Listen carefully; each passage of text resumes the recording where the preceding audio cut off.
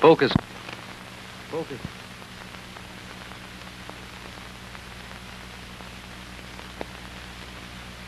For maximum picture quality, and please adjust sound for maximum clarity.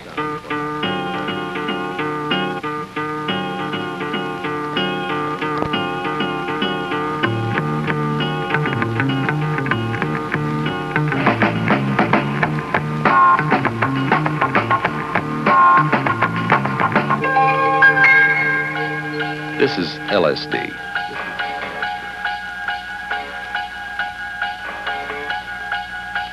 Peyote. DMT. STP. Mescaline. Psilocybin. Hashish. And marijuana. That's right. Marijuana is also a psychedelic drug. Because LSD is so much more potent than the others, about 300 times as potent as marijuana, about 50 times as potent as STP, about 130 times as potent as mescaline. And because so little is known about LSD, let's talk about it first. This is the head of a pin, magnified 100 times. Micrograms of LSD. That's the full dose to send a normal adult on an 8 to 12-hour trip. More than enough to do the same for 2 to 4 teenagers.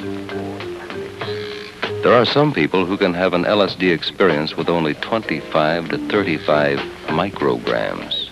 And we can barely see that with the naked eye.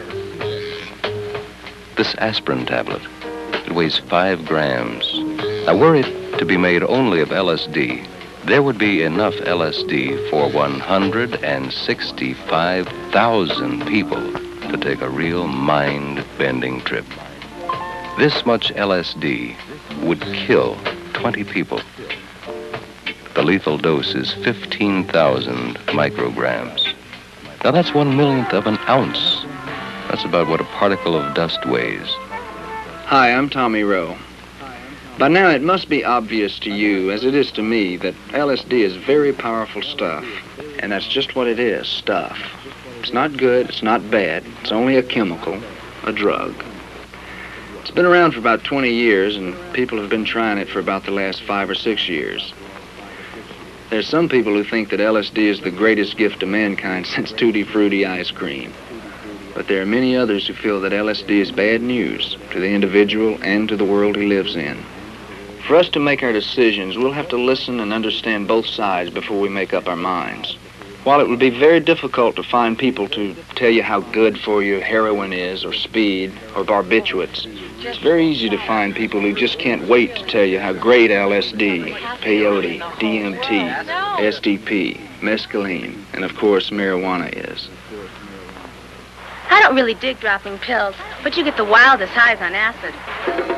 But the only time I think I've been able to understand myself was on an acid trip. Then things were really clear. I've taken LSD 42 times, and it hasn't done me any harm. Why knock it? Some of our country's greatest minds drop acid. They couldn't all be dummies. But everyone says when you drop some acid, the whole world becomes clear to you, like an open book. What if you thought of it as a great adventure, a great experience, and you had someone with you for the whole trip? I don't believe all that dumb stuff about chromosome damage. We would have seen all them deformed babies by now anyway. That's basically what one side has to say in favor of LSD.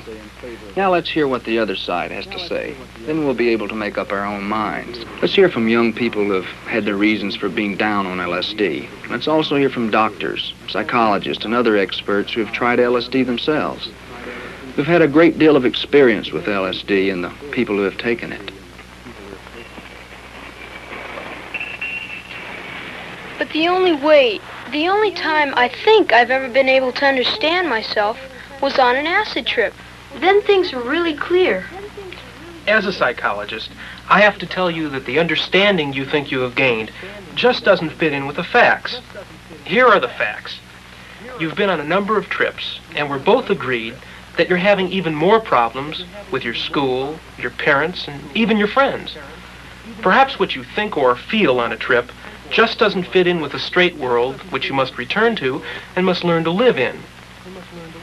As far as understanding yourself is concerned, the only real understanding you could gain would come from having a bummer and then analyzing it, which would mean you'd have to want to try to have bummers and then attempt to understand them the way that psychologists analyze dreams, which, unless you are properly trained, you cannot do by yourself.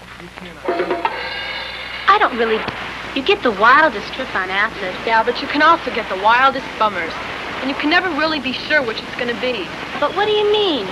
Nobody ever knows enough about the quality of the acid itself, or their own hidden hang-ups that would make it to be a real trip, or a real bummer. Yeah, but you've dropped acid. My third trip was a real bummer, enough to make me not to want to go on a fourth. What if you were really cool when you did it? The setting's just right. You're not uptight or paranoid about getting busted.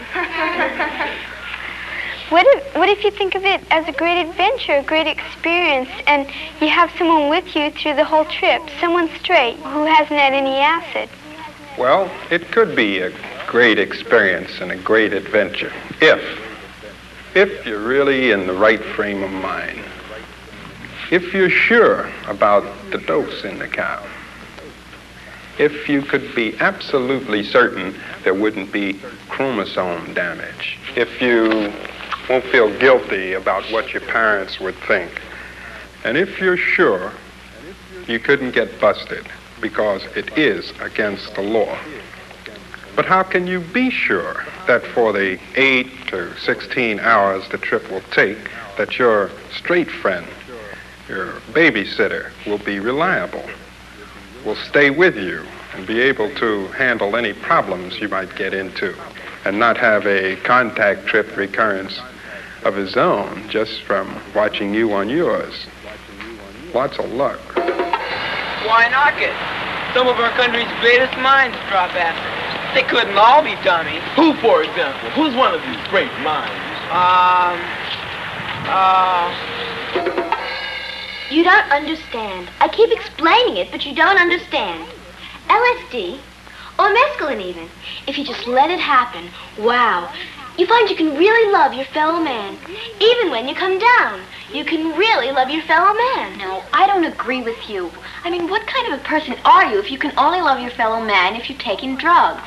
But LSD and mescaline open your mind, your feelings. They make you feel you can just about love everybody. But I always hear that, Lori. I mean, I think kids that take a lot of acid must have some really big hang-ups. How can they be capable of loving anyone? Gee, Lori, it's easy to say you love everybody, but it's very hard to find just one person to love. Who says you can't love one person when you're on acid? What is there to stop you? I say you can't. I mean, it takes over 10 hours for an LSD trip, right? Right. So the kids that are involved in LSD don't have time for anything but themselves. They don't have time for anybody, whether it be just one person or everyone in their lives. You guys are just not with it. You belong back in the Dark Ages with the cavemen. How do you expect to get on in this world if you don't keep up with what's going on? Know what's wrong with the whole world. But everyone says when you drop some acid, the whole world becomes clear to you, like an open book. I've got news for you. It would take more than LSD for me to understand what's wrong with the whole world, or even our local politics. Honey, you may think that you know things when you're up, but you can't really know any more than you already knew before you took the LSD. You may have feelings with LSD about what you know, feelings you've never felt before. But you could never know what you haven't learned yet. Evelyn, I've been trying to tell you something, but you never give me a chance. I'm listening. Why don't you tell me what you're going to say? I've been thinking we should try some acid. I hear it's a real cool trip. Sure, and so is cocaine. But where are we going to find that kind of money? Besides, if anyone finds out, we'll be in a lot of trouble. Man, like cocaine is a hard drug. I'm talking about acid, dummy. LSD, not cocaine. Don't tell me about acid. I know too many kids around here that they tell me that they've been on bad trips on LSD. They saw rats, roaches in different sizes, shapes, and colors. It was like a nightmare. That stuff ain't for me. No way. But Mrs. Andrade, isn't it true that everybody's being uptight about those freaky chromosomes? Isn't it true that most scientists don't agree on chromosome breakage? Besides, does it matter as long as I don't drop any acid while I'm pregnant? If LSD won't kill my chromosomes, the pollution in the air and water will. So what's the difference? The difference is we're talking about two different things. We know that if we don't take LSD, we won't damage your chromosomes. All scientists know that it's too soon to know exactly what the damage will be, especially to your children and your children's children. But water and air pollution are killing us anyway. Well, that could be, but I don't agree that we should just sit back, swallow some acid, and say, well, man, pollution's going to kill us anyway. This time the whole country is worried about pollution, and things are being done about it all the time. How much are we doing about it if all we do is complain and swallow a drug? Not much better than bad people doing bad things about our water and air. This world's in bad shape, but it's the world that your generation is going to have to run in the next 10 to 30 years. So what kind of preparation is LSD, STP, DMT, peyote, mescaline, or marijuana for what you're going to have to do to straighten it out? Oh, come on. Mescaline is a natural drug. What could be wrong with something that's natural? It's made out of cactus buttons or mushrooms, or is that peyote? Well, however it's made, it's natural. And you don't get chromosome damage from something that's natural. Maybe you don't get chromosome damage from mescaline, but are you sure there aren't any other kinds of damages? Like from a mental hang-up? Oh, Paula, it never hurt the Indians, and they used it for thousands of years in their religious ceremonies. Sure, I know, but for how many ceremonies a year? How many times a week? And were their minds and bodies fully developed? Or were they still kids, teenagers? And do you know whether they would wander all over the place where they could get hurt? Or just sit there safe and stoned in their teepees? And I'm sure they didn't have to cross 42nd Street and Broadway, or Sunset and Vine when they were stoned. Well, of course not. You know they led very simple lives. That's the point. It's much easier for one of us to develop a hang-up on a drug like mescaline. Like, it can become a crutch. There are too many people who just can't hack living in our very big and mixed-up life. You know, a drug doesn't have to do damage to your chromosomes to do damage to you. Oh, that's an old argument. Do you need a new one? Well, you've seen two sides of the LSD psychedelic question. But if you really think of it, there have been about 20 sides to the question. And we've had a chance to hear that many people speak their minds. While it's possible that some things were left out, we did hear from the most important and most strongly felt opinions about LSD. Now it's your turn. Now you have to decide based on what you have learned and what you already knew. One, is it worth the risk to your mind and body to drop acid for kicks or knowledge about yourself and the world you live in? Two, are you sure you're the kind of person who will not get hung up on acid or won't go into other drugs? And three, can any of your personal problems be solved by LSD? And last and not least, will your dropping acid or other drugs do anything for anyone else in the world? Will it do anything for all those people LSD is supposed to make you love, your fellow man? You decide.